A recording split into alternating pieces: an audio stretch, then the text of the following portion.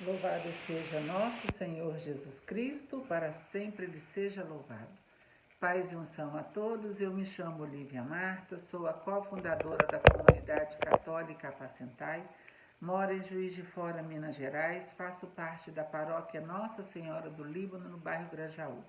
Estamos aqui hoje no dia 1º de março, sexta-feira da segunda semana da Quaresma. Dia 1º de março, primeira sexta-feira do mês de março, terceiro mês do ano, e a vida lá vai caminhando. Chegamos no mês de São José. Com muita alegria, né? Nós vamos celebrar esse mês dentro da Quaresma, nos preparando para a Semana Maior, que é no final deste mês, hein? A última semana de março, ela é muito especial, é a Semana Santa. Nós estamos reunidos aqui em nome do Pai, do Filho e do Espírito Santo. Amém. Bom dia, Espírito Santo de Deus. O que vamos fazer juntos hoje? Vamos refletir o Evangelho, está no livro de Mateus, capítulo 21, versículos 33 seguintes. O Senhor esteja conosco, Ele está no meio de nós. Proclamação do Evangelho de Jesus Cristo segundo Mateus. Glória a vós, Senhor. Naquele tempo, dirigindo-se Jesus ao chefe dos sacerdotes e os anciãos do povo, disse-lhes: Escutai esta outra parábola. Certo proprietário plantou uma vinha, pôs uma cerca em volta, fez nela um lagar para esmagar as uvas e construiu uma torre de guarda. Depois arrendou a vinhateiros e viajou para o estrangeiro. Quando chegou o tempo da colheita, o proprietário mandou seus empregados aos vinhateiros para receber seus frutos. Os vinhateiros, porém, agarraram os empregados, espancaram a um, mataram a outro, e ao terceiro apedrejaram. O proprietário mandou de novo outros empregados em maior número do que os primeiros, mas eles o trataram da mesma forma. Finalmente, o proprietário enviou-lhes o seu filho, pensando: ao meu filho eles vão respeitar. Os vinhateiros, porém, ao verem o filho, disseram entre si: Este é o herdeiro, vide, vamos matá-lo e tomar posse de sua herança. Então agarraram o filho, jogaram-no para fora da vinha e o mataram. Pois bem, quando o dono da vinha voltar, que fará com esses vinhateiros? Os sumos sacerdotes e os anciãos do povo responderam: Com certeza mandará matar de modo violento esses perversos e arrendará a vinha a outros vinhateiros, que lhe entregarão os frutos no tempo certo. Então Jesus lhes disse: Vós nunca leste nas Escrituras: a pedra que os construtores rejeitaram tornou-se a pedra angular, e isso foi feito pelo Senhor e é maravilhoso aos nossos olhos? Por isso eu vos digo: o reino de Deus vos será tirado e será entregue a um povo que produzirá frutos. Os sumos sacerdotes e fariseus ouviram as palavras de Jesus e compreenderam que estava falando deles. Procuraram prendê-lo, mas ficaram com medo das multidões, pois elas consideravam Jesus um profeta. Palavra da salvação, glória a vós, Senhor. A pedra que os construtores rejeitaram tornou-se a pedra angular. Isto foi feito pelo Senhor e é maravilhoso aos nossos olhos. Jesus é a pedra angular.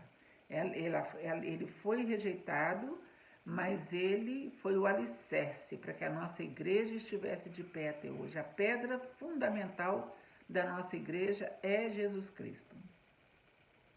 E Jesus estava falando isso e contando essa parábola para os anciãos do povo e o chefe dos sacerdotes. Então ele estava falando para um grupo selecionado de pessoas. E esse grupo de pessoas era que educava o povo na lei de Deus. Era essas pessoas que falavam com o povo aquilo que Deus precisava que eles falassem. Só que eles não falavam o que Deus mandava. Eles falavam e faziam aquilo que estava no coração deles. E é por isso que Jesus vai falar com eles, vai falar para eles essa parábola sobre o vinhateiro. Era o dono de uma fazenda de uvas, né, para produzir vinhos. E ele entregou o vinho, plantou a uva para poder colher, para fazer vinho, e viajou. e ele mandou pessoas lá para poder depois buscar a uva para ele. E ele está falando de quem? De Deus e dele mesmo, né? Ele está falando dele e do pai dele, né? E está falando também dos profetas, né? Que os profetas também vieram para colher esses frutos. E eles mandaram matar e espancar os profetas. A gente sabe que muitos profetas foram até martirizados porque falavam a verdade, né? Eles defendiam a palavra de Deus e anunciavam a verdade para o povo e não foram aceitos. Por fim, Deus mandou o seu próprio filho. E o que eles fizeram com Jesus? Eles quiseram e fizeram foi eliminar Jesus. Vai dizer aqui, ó, os sumos sacerdotes e fariseus ouviram as palavras de Jesus e compreenderam que estava falando deles. Procuraram prendê-lo, mas ficaram com medo das multidões. Então, o que eles queriam? Calar a boca de Jesus. Mas eles não conseguiram. Nem crucificando e matando Jesus, eles conseguiram calar a boca de Jesus. Primeiro, porque Jesus ressuscitou. E segundo, porque a palavra de Deus foi espalhada aos 4 ventos do mundo e chegou até nós hoje. Então, gente, não adianta. O que é de Deus, ninguém tira, ninguém elimina, ninguém acaba. Não acaba. Se é de Deus, vai ter frutos sim. E frutos bons. Porque tudo que Deus faz é bom. Deus não construiu o mundo, Deus não fez o mundo lá em Gênesis, e tudo que Deus fez, ele viu que era bom, e quando ele fez o homem, ele viu que era muito bom. Então nós temos é que continuar no caminho do Senhor.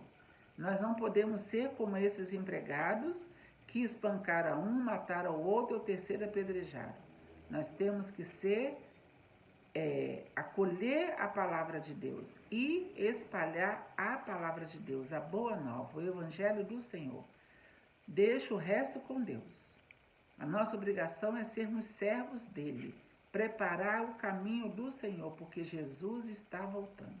Hoje nós temos que ser como João Batista. Preparai o caminho, preparai o caminho do Senhor, porque Jesus está voltando. Então nós não podemos ter medo, nós temos que enfrentar, porque haverá sim, haverá perseguição, haverá prisão, haverá tudo isso. Jesus falou que isso ia acontecer. Por que nós não vamos acreditar que não vai? Vai acontecer sim, só que nós temos que estar de mãos dadas com o Senhor.